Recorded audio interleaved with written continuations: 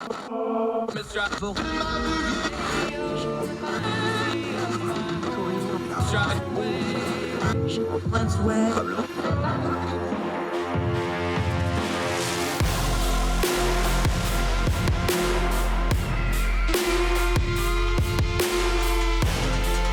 your host, Andrew Donaldson. This is Heard Tell. Heard Tell Show. It's Friday. You made it, folks. Congratulations. The end of yet another week. It is May the 6th, year of our Lord 2022. Continues to roll along. I'm Andrew Donaldson. Thank you so much for joining us on Heard Tell. A lot of stuff going on out in the world today. We're going to talk about it on a couple of different fronts. A great piece that my friend Dennis Saunders, who's been on this program frequently, we'll have him on again. He's written in ordinary-times.com about the nastiness and his word, stupid, I agree with him, way that our discourse has devolved on social media, but he doesn't think it's social media's fault. He thinks it's our fault. And he talks about how we've lost the concepts of big tents and inclusivity. But also, we're going to touch on this Johnny Depp Amber Heard trial, what we should and shouldn't be taking away from it.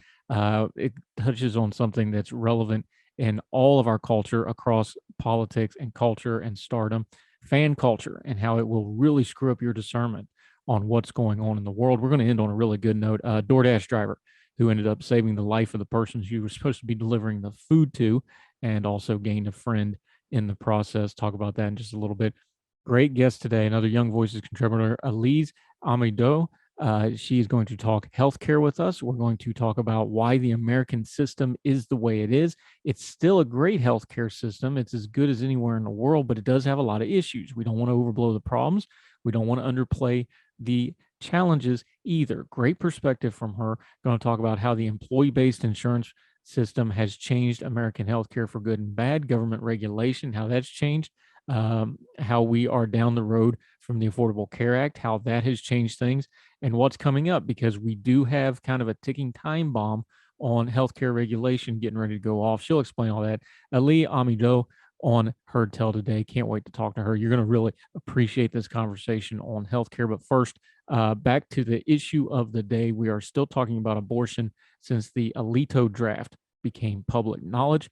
The White House, reading from the Washington Post here. I'm always amazed with this White House. We have been critical of this White House. We have been critical of this president and his team over and over and over again, because in our humble but accurate opinion, they tend to go for optics and media wins instead of policy and governing.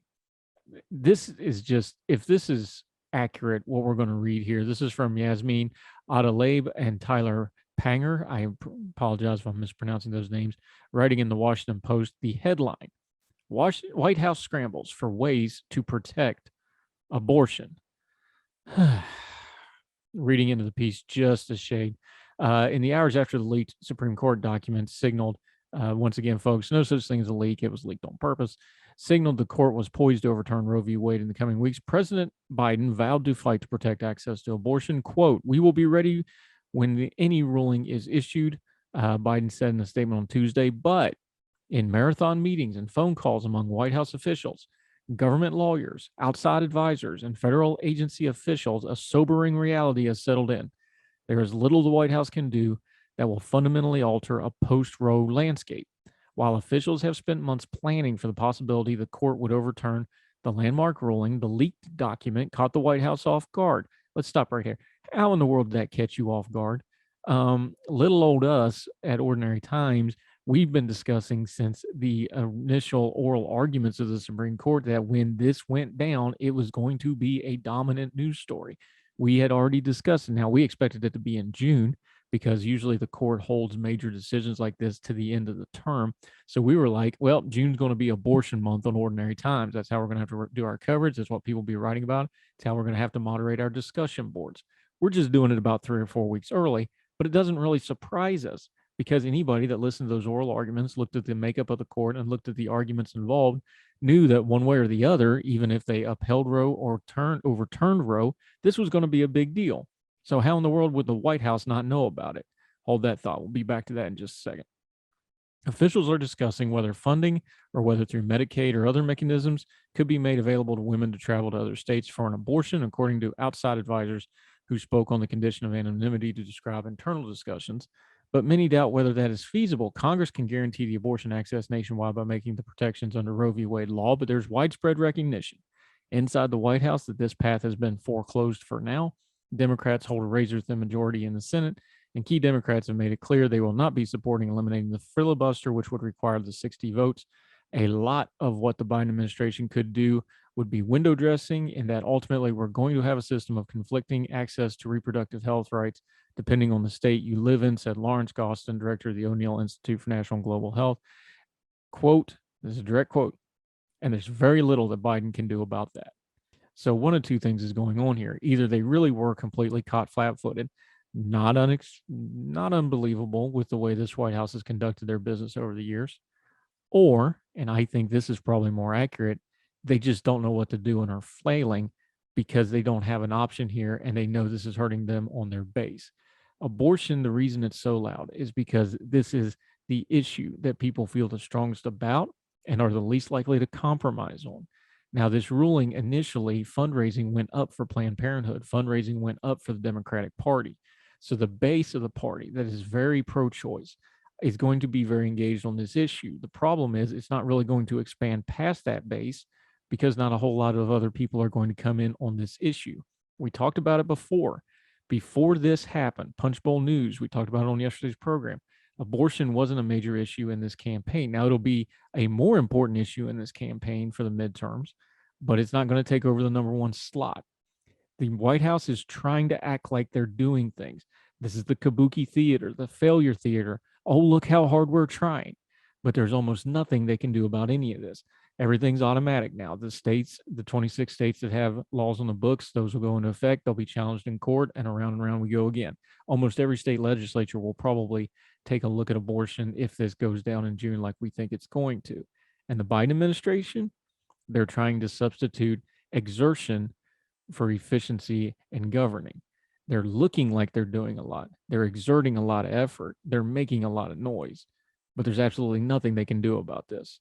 So when the White House talks about how hard they're going to fight about it, turn down the noise, look at the policy and look at the case as it events, look at the situation as it really is, and understand there's almost nothing they can do about this except do a whole lot of noise making in the media and act like they're trying to do something about it. More Hertel right after this. Let me see you go off like a bomb.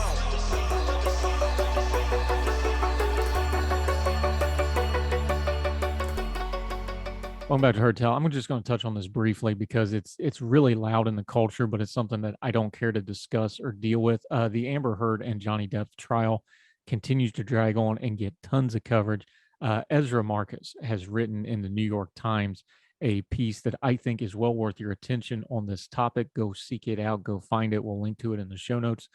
Talking about how extreme fandom is a very poor mix with criminal court and complex matters like domestic violence, like drug addiction, like abusive relationships, like people who very clearly are troubled and not very good people. I just want to highlight one little point that they write about here. High-profile celebrity cases have drawn a wider audience ever since court TV began broadcasting from courtrooms in the 90s. But the trial of Mr. Depp and Ms. Heard has become a case study when complex claims are filtered through the lenses of stan culture and social media.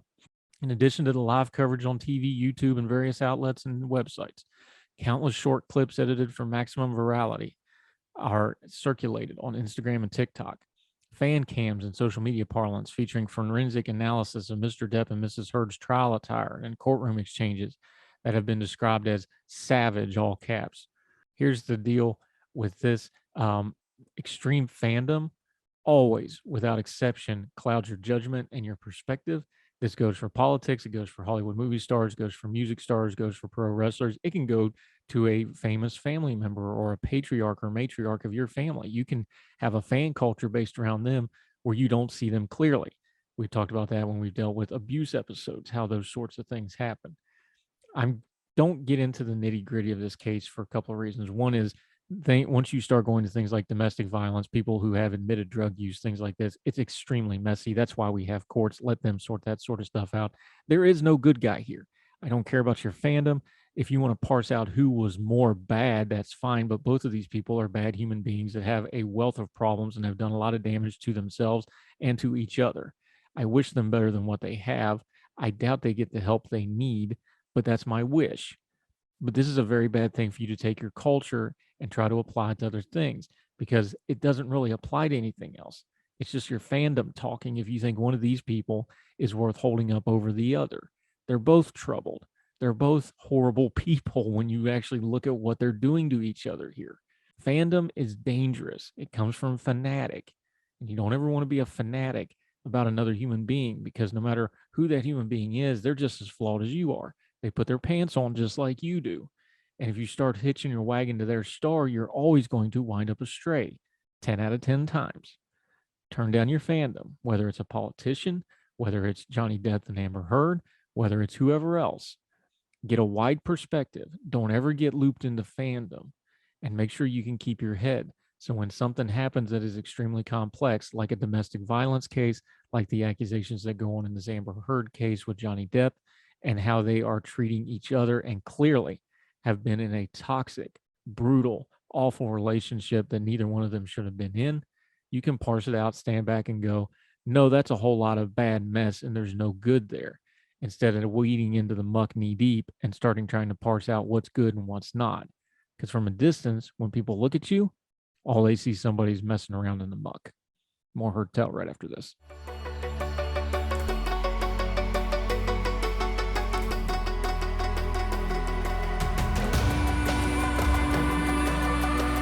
Welcome back to Heard Tell. I'm Andrew Donaldson. This is going to be good. We're going to talk a little healthcare. Another of our great Young Voices contributors, Elise, Amez-Droz. I didn't say the Z's. I practiced hard on it. Great writer. She's been writing about healthcare stuff. Ma'am, how are you? Thank you so much for the time today. I'm doing great. It's great to be here. It is. I appreciate your time very much. Let's start big picture before we delve into some of the writing you've been doing. I want to do a little perspective, because we seem to have some really well-worn narratives in American media, especially the news media, especially social media, about our healthcare system. Give us a little bit of perspective, though, because, if you listen to Twitter, people are dying in the streets and it's horrible and it's the worst healthcare system ever. And or there's people who's like, yay, the free market is the best thing ever. We know neither of those is true. You've spent a lot of time overseas. You spent time in America. What would you say the actual state of our healthcare system is? Because it's kind of been, and you wrote about this, it's been pretty static since the ACA, Obamacare, whatever you want to call it. Not a lot has changed. So what's the current status of our healthcare system if you take an objective viewpoint of it? Yeah, objectively, we spend a lot of money on healthcare in the US. The government does and the private sector does. So I think the biggest lie that people believe is that this is a free market. Healthcare is by no means a free market. There are about $1 in $2 in healthcare that comes from the public sector. So we're really not in a free market system. Now, there is more market involvement here perhaps than in the rest of the world in many places, but that doesn't mean that the private sector here is unimpeded either. There are lots of healthcare regulations. And I think those two things together, the fact that there's a lot of regulations and still a lot of control from the public sector, that actually drives up our prices. So we spend more. That is very true. We spend more money per capita on healthcare than any country in the world. But that's not the full story. It's not because of the free market. There is so much more going on. And part of it is just that the government has done such a great job getting involved in every single aspect of our healthcare system. And that's really the two-edged sword when we're talking about healthcare in America right now, isn't it? Is that there's all this money involved, but there's also all these strings about where the money goes. And then when you go to the private sector side, there really is some really definitive funnels of where all the money goes and where the money is to be made, just to be frank about it. How unique is that to the world, though? And I know people talk about things like socialized medicine or single payer or European style or whatever you want to talk about. How unique in the world is our system of healthcare, where we have both of those and we have this absolute river of money going through it, and we have generally pretty good healthcare, but the problem is we're not really getting the bang for the buck for it, are we? No, that's absolutely correct. To go back in history a little bit, in the 40s, we started having wage controls due to the war. And that's when employers started offering healthcare. That's a pretty unique thing in the world. There are very few countries where employers offer health benefits to employees. And that came about because They couldn't raise the wages, so they just offered new benefits. After the war, we solidified this, so we codified it in the law. The IRS says employers are exempt from taxation whenever they provide, that money that they give of the wages to their employees for health benefits does not go taxed. But past that, in the 60s, we realized, wait, not everyone's an employee. Some people cannot work because they have disabilities, and some people are too old to work, they're retirees. And so what do we do for those people? And that's when Medicaid and Medicare came into the picture. And we started, involving the government much more in our healthcare system. And so over time, that actually has led to a huge number of people being covered by Medicaid and Medicare. And while our quality remains very high, you mentioned earlier, people are not dying left and right. We have excellent care in the United States, despite all of the criticism that can be validly, expressed. But we've seen just how much this intrusion of the government, and then the way we regulate what counts as, coverage, what counts as, good care, that actually has led to an increase in prices. You mentioned the history of it going back to the 40s. It seems to me, because I tend to put history on a lot of the things I deal with, even if it's an economic or a political or a healthcare issue like this is, and this is all three of those wrapped into one. The post-World War II era really shaped America as it is now. That's where we got the explosion in population, we got the explosion in economic growth, and that's when the healthcare system became, well, we have all this competition for jobs, so all these jobs started offering healthcare benefits because they were competing for all these people and for all this economic growth. Well, we're 60, 70 years down the road from there. Does that model still work in America? Because that's the model as it's set up. The government's doing a lot of patching of the holes between that, but is the base assumption of, well, the employers are going to provide health care? That's really where the debate is on all this, isn't it? It is, and there are several issues now. Like you said, over time, the situation has devolved into something that's not really sustainable. On the one hand, because healthcare costs have grown so much, we have a hard time providing health insurance to people at an affordable rate. So employers spend, $7,000, $8,000, $9,000, $10,000 per person for insurance, and that's a really high cost. Like whenever you want to bring on a new employee, you bear that cost that the employee may or may not see, because not every employee pays the premiums, and most employees do not pay the full premiums. So that's a challenge for small businesses that want to come online. How can they afford that? Like adding this burden for each employee that they bring on. And then for Medicare, when it was first created, people, like, life expectancy was around 69 years old. So people would be covered by Medicare for a few years and then they'd pass away.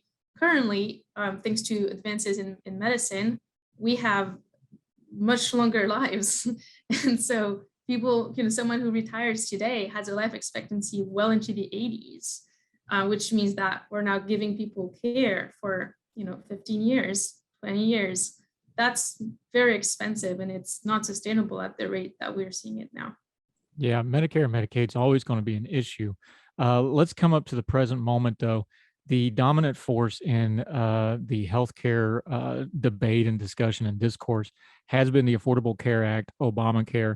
We're 12 years down the road on it. We know what was promised. We know some of the jingoistic stuff, like, like your doctor, you can keep it. We know that part of it. But it's been static. Nothing's really changed dramatically from that, despite Republicans saying they were going to repeal and replace it, which we always knew was a little bit of a song and dance, which now we have the evidence they was.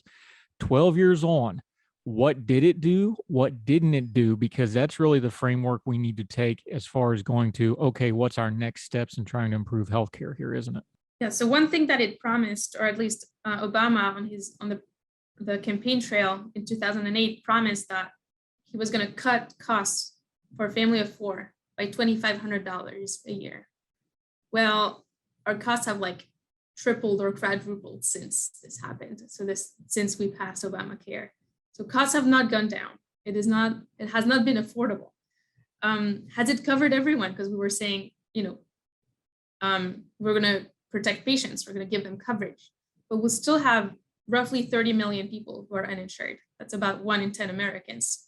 Now, some of them don't want to be insured. There are reasons why the Obamacare design, went away at first. Everyone was supposed to have insurance or they would pay a penalty. That penalty went away. But still, it's not closed the coverage gap, you could say. What we have seen is lots of people benefiting from the Medicaid expansion. So many states expanded Medicaid coverage to people who were not previously eligible, people who didn't have disabilities or didn't have an income below the federal poverty level. And that's been the main way through which people have gained coverage through the ACA.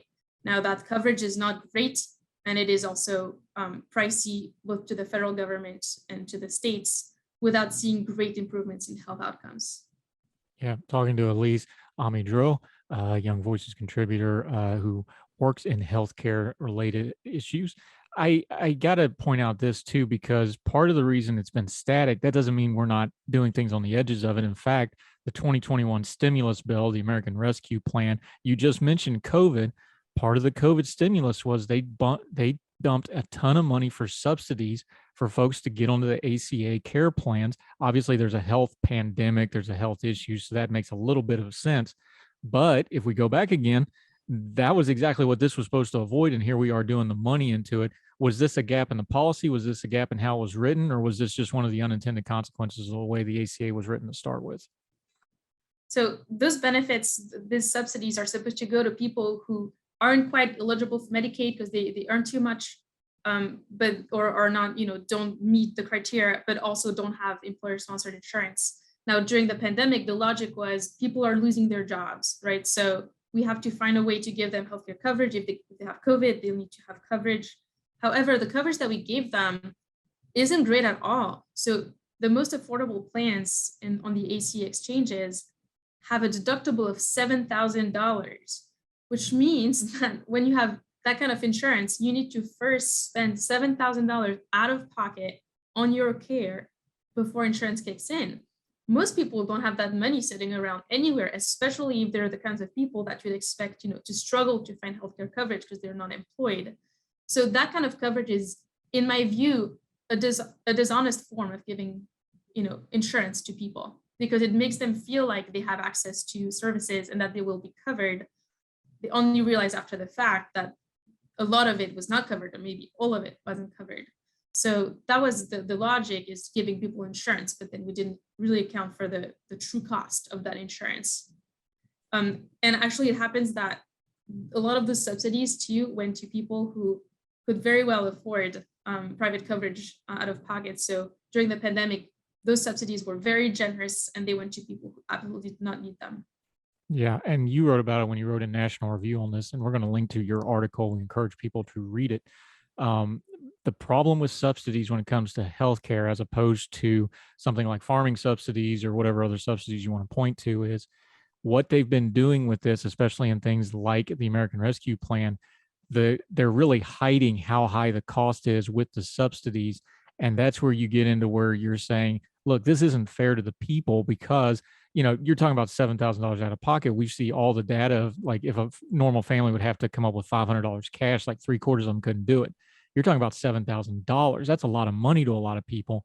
These subsidies are hiding some real glaring gaps in this system of healthcare that we currently have, both the government side and the private sector insurance side, isn't it? Absolutely. And that's the way healthcare is interesting. Like, health insurance is an odd way of paying for care, because most of healthcare spending goes to chronic disease. About 70% of healthcare spending is for chronic disease. And the key characteristic of a chronic disease is that it is chronic. It doesn't go away, right? So when you have a chronic disease, you have to, you'll need the drug this month, next year. Like, that doesn't really change. And so when we pay for it with insurance, if you think about all kinds of insurance that we have on the market for other things like home insurance or life insurance, they protect against things that may or may not happen. Like, if you have life insurance, it's in case you pass away, right? So we're hoping and banking on the fact that you won't, but just in case you do, here's money that will go to your family. In the case of health insurance, you can predictably measure how much you're going to spend in any given year if you have a chronic disease, because you know how much your drugs cost, you know how much your doctor is, how often you need to see them. And so when we use health insurance the way we currently do, we spend a lot of money up front on something that we know we'll use. And I think the system itself is a bad way of paying for care when it's so predictable. Yeah, talking to Elise Amez-Droz. We're going to take a quick break on Her Tell. When we come back, we're going to have a grown folk talk about healthcare. We're going to get past the buzzwords, government-funded healthcare, private sector healthcare. We're going to get into what we're going to do because this hybrid model we got has made a big old mess. More with Elise Amez-Droz right after this.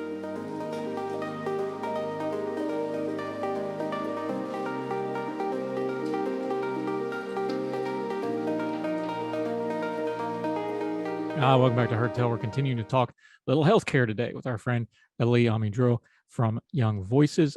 She's been overseas on her undergrad. She went to Duke for her master's. Very smart lady. Like I told you before, I'm a huge fan of Duke's hospital system because I was a patient of it for a very long time. When I talk healthcare, let's turn the buzzwords off because we talk about single payer and free markets. Let's just have an adult grown folk talk for a second. When we talk about healthcare, I always tell people two things. I was like, look, I've lived in Europe. I've been in European hospitals. I've seen the taxes they pay and I see the healthcare they get. I'm also a VA patient. So I know the largest integrated healthcare system in America, and we need all that money in the third largest department of government to take care of 9 million people. The numbers on this stuff don't match up. What are we going to actually do to try to improve this? Because this hybrid insurance, private sector, government, everybody agrees that it's got a lot of limitations and the problems are only going to get worse. You argue in your piece that one of this would be to empower the individuals where they don't have to go through an employer and they don't have to go through the government at all. Why do you feel like that would be a good middle ground to try to break through some of the hybrid mess gridlock that we've got going on right now? I think Americans want to be empowered to make their own choices. This is a different mindset than in other countries around the world and even in Europe, where people might be more comfortable, like you said, with higher taxes and then just letting the government take care of things. I think we have a distinct mentality here about how we go about taking care of ourselves. And the employer-sponsored model gets in the way of that, because if I have insurance through my employer, I'm stuck there and I need to find insurance elsewhere through another job. If that's, if I want to change jobs, I will lose my current coverage. Actually, it's possible to take the coverage with you and you're going to be spending $15,000 to $20,000 to do that, like while you're looking for a new job perhaps. So it's completely unaffordable. What we should have is a way of having these benefits be portable. So if you have insurance, you can take it anywhere with you. It doesn't depend on your job. The reason why we have employer-sponsored insurance right now is, like I said earlier, there's an employer tax exemption on spending on health insurance. And so that exemption should be applied to people, not to companies, because that would actually allow for this flexibility. And one word about international models. We can look all we want to other countries. We can say, oh, if only we had a system like the British system, or like Singapore, which is a system I personally kind of like. This is just not how it's done. We can't just overnight uproot everything we have here and switch to a different model, even if that's what we wanted. We have a system that is the way it is. And so we are bound to make changes that will go towards something better, but we can't just overnight change everything. So we have to be realistic. At the end of the day, what is it that we can do? And I think those kinds of changes can actually be really meaningful. If we make those benefits portable, if we give people agency over their healthcare dollars, then we start getting somewhere that is both aligned with our values and also financially responsible. Right. And you work in the healthcare field, you do consulting on this.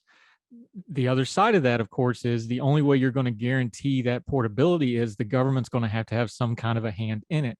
How would you see legislation going where you have a government powerful enough to protect people from their employers, from the Medicare, Medicaid system itself in some cases, because the states have different rules?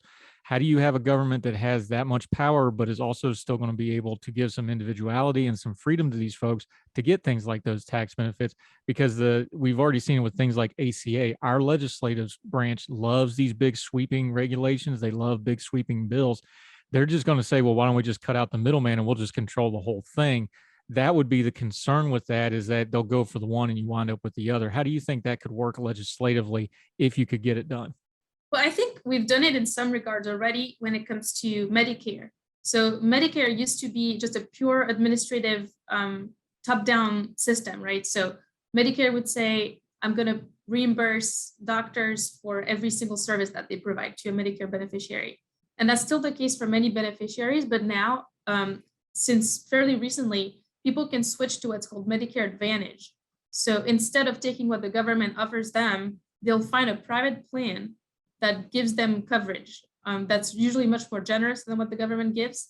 And then the federal government reimburses those plans a flat fee a year to take care of those patients. So it can actually be done. This has led to more competition because there are many providers, many health insurers that offer Medicare Advantage plans. It's given flexibility and more agency to patients on it.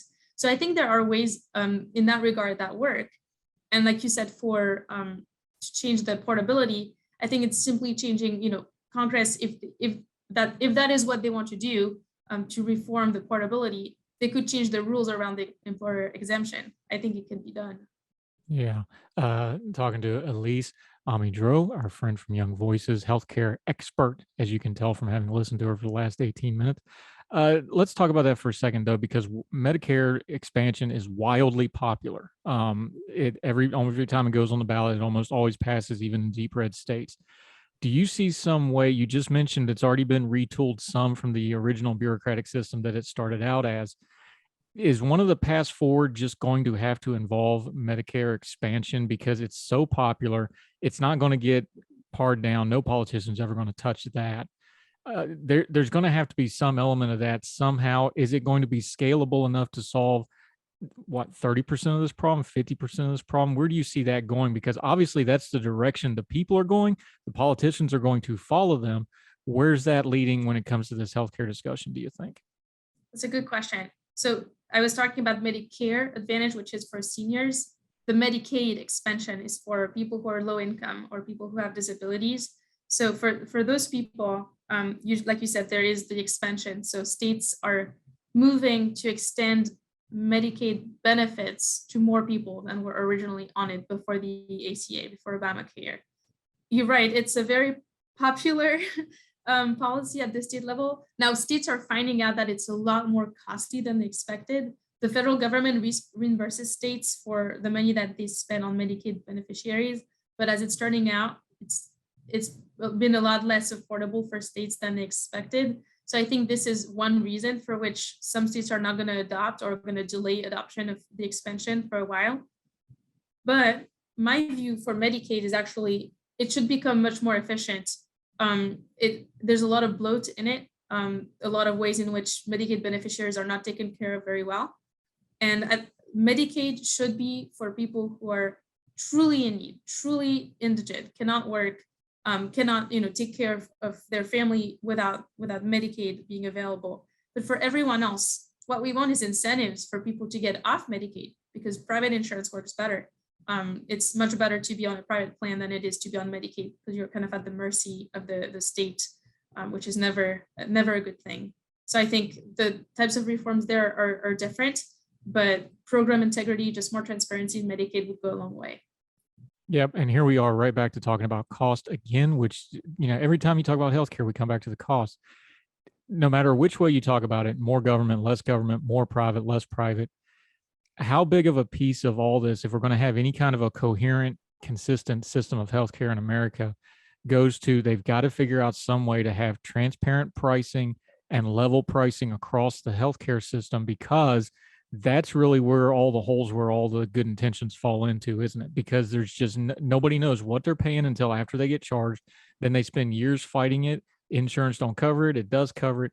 This is really the maelstrom that's driving all the churn in the healthcare system right now, is that I don't even know what term you want to use, the lack of transparency in the billing. I know the regulation makes it that way in a lot of cases. It's not all the hospitals' fault, but the hospitals are perfectly happy to cash the checks at the same time.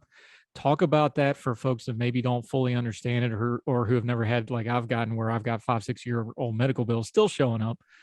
Talk about why that's such an important piece, because all this other stuff doesn't work if they don't straighten that part of it out. Because it's just like being in debt. If you never get out of debt, you never fix anything anyway, right?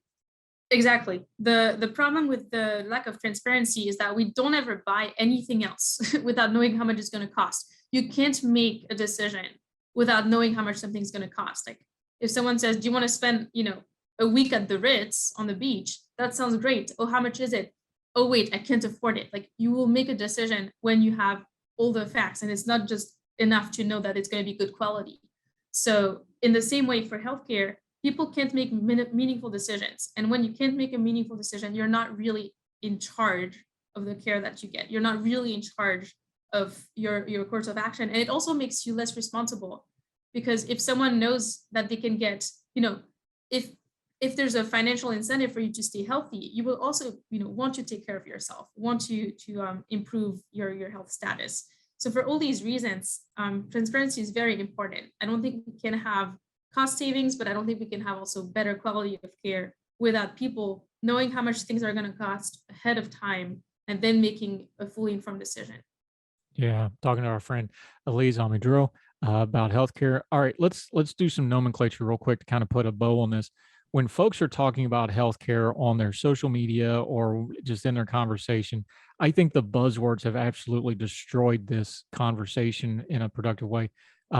People go immediately to socialized medicine, or they start talking about, single payer if they really want to sound like they know what they're talking about, even though they probably don't.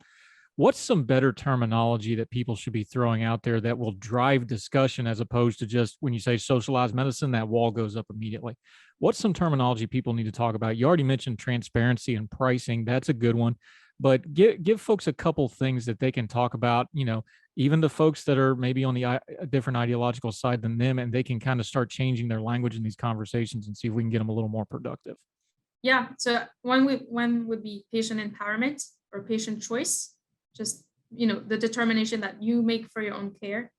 And another one that I said earlier, maybe a bit wonky or not as fun, but portability, just having access to something that's portable that you can take with you. And then, just options, more options, like healthcare options. I think we as soon as we go into a universal healthcare kind of system, as soon as we go for socialized medicine, we lose those options. And I think people value them a lot more than they realize. And it's only when they go away that people start missing them and realizing how much they were valuing them prior to them going away. Yeah.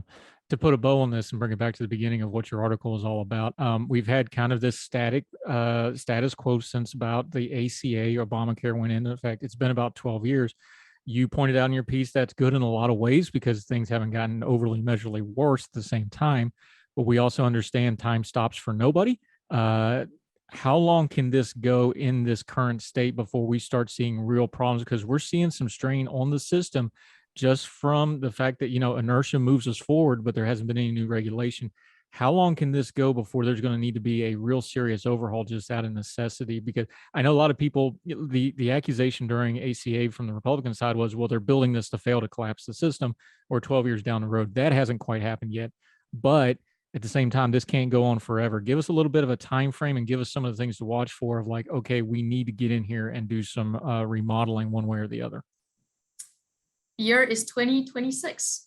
In 2026, a big chunk of Medicare, the part that pays for hospital services, is going to be bankrupt.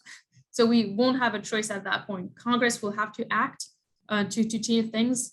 And then the other parts of Medicare too are even worse. So sooner or later, for Medicare beneficiaries, at least people who are 65 and over, they will have to see their benefits decrease. So something that used to be covered won't be covered anymore, or they will get fewer, drugs covered and things like that. We'll feel that this decade. So there's no time to lose. There's a lot of reforms that should happen sooner than that, so that the shock is less violent when it happens.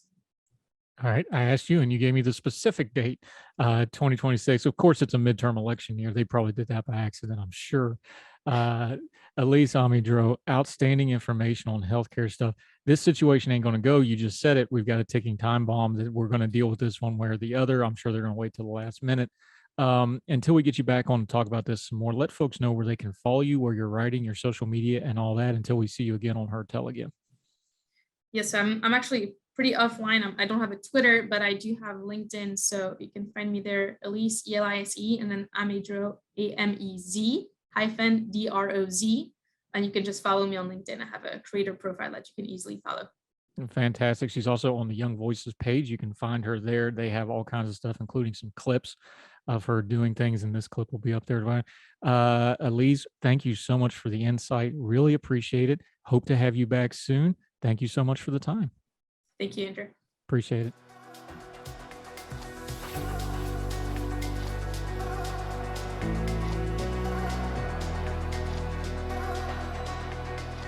Welcome back to Heard Tell. I want to highlight something that was written by our buddy Dennis Saunders. He is a frequent contributor to both ordinary-times.com, where this piece is posted on Friday's edition. Please go read it, ordinary-times.com. Make sure you're following Dennis too. And he's on this program multiple times. We're looking forward to getting him on again. I've already reached out, see if he wants to come on and talk about this particular piece. But he's writing about the Big Tent. We used to talk about Big Tent in politics. You want to get as many people into your party as possible into the Big Tent. Problem is, Big Tents don't fundraise as much as intense smaller tents. He's working off Bill Bishop's book about the big sort, and he wrote this in Ordinary Times, and I want you to listen to what he's saying.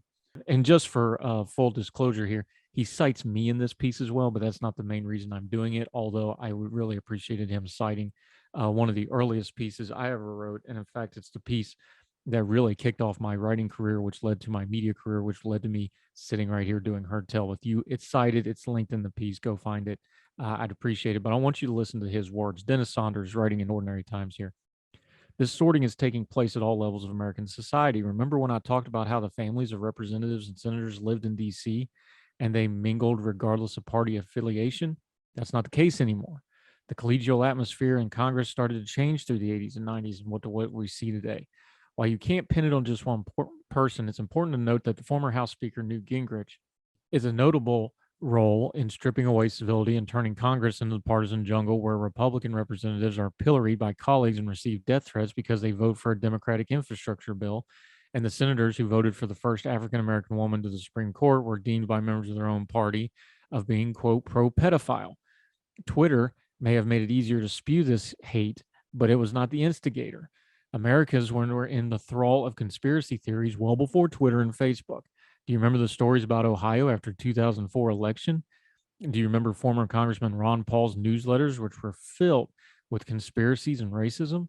In the sorting of America into red and blue and not social media, that has made American culture a little more stupid than before. Social media was a vehicle, but it's not the main cause. We live in an age where we no longer want to persuade. When we want to speak to our own side more than try to persuade others, our brains get dull. We no longer have to think about why we think about our beliefs is better than your belief. We are no longer exposed to other beliefs that make us think about our own beliefs and maybe reconsider what we have always believed. We go from towering intellectual giants to crass hacks.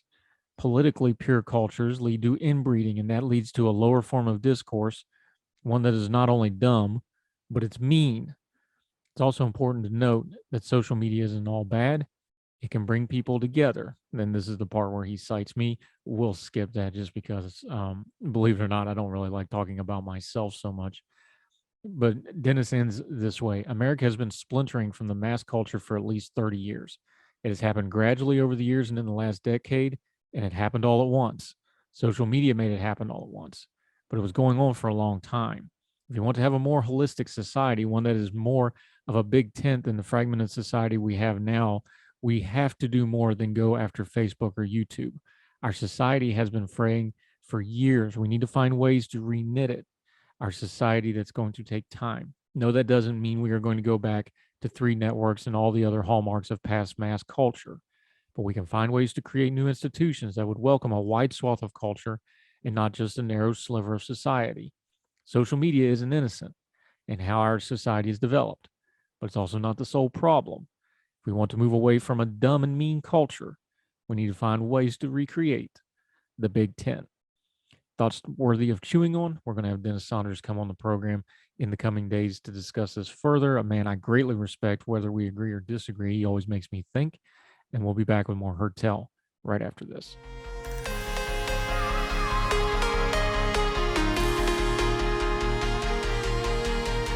Welcome back to Heard Tell. We're going to end this week and every show with some good news. This is a cool little story from CNN. When a Massachusetts woman ordered a pizza on a routine Friday evening, She had no idea the quick thinking and kindness of her delivery driver would change her life that night.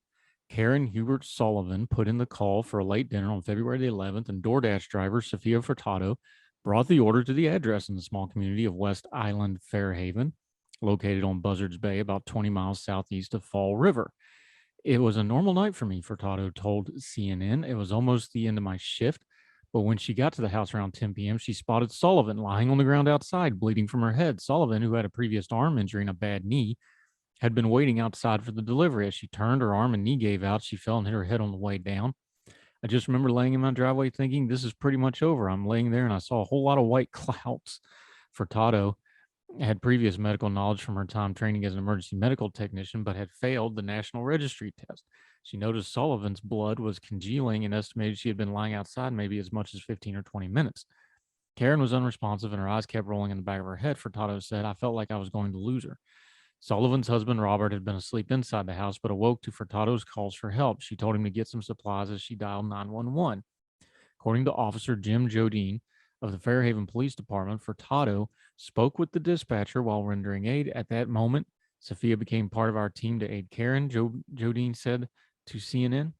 I asked her if it was possible for her to keep stabilizing Karen's neck to keep her spine safe. Her answer was, I'm not going anywhere. Thank God she was there. If she hadn't been there, I'd been dead, Sullivan told CNN. Soon after, officers and medics began arriving. Furtado stayed with her until Sullivan was transported to the hospital. Sullivan said she was in the hospital for about 3 weeks. She had been suffering from 2 separate severe brain bleeds. Robert and her daughter, Veronica, were by her side the entire time. At one point, she said the two of them were waiting until 2 a.m. to see if they would make it. Long story short, despite the terrifying experience, Sullivan and Furtado gained a friendship through the trauma. I'm so thankful for her. She's like my guardian angel, Sullivan said. Thank God she was there. Sullivan each gave Furtado's 2 children Easter gifts. Furtado was awarded $1,000 from DoorDash and a life-saving award from the Fairhaven Police Department. We are incredibly grateful to Ms. Furtado and stepping in during a critical moment, and we are relieved that the customer has safely recovered, DoorDash spokesman said. Her care and quick response were nothing short of heroic, and we are honored to be able to show our appreciation for her tremendous efforts. The recognition came as a surprise. Furtado had previously been a DoorDash driver and picked up the job again in January. She said she hopes to use the money towards more EMT school when her family becomes more financially stable. She and Sullivan added they will continue to stay in touch and plan to meet up again. Good story to end. Anytime you can help someone, it's a good thing. After all, we are all we get a lot of the times with each other. Let's take care of each other a little bit better. That'll do it for Heard Tell for today. That'll do it for the week. Don't forget, we'll do the Twice on Sunday show on Sunday morning. That's a recap of all the interviews. And boy, did we have some great interviews this week. Strong guests.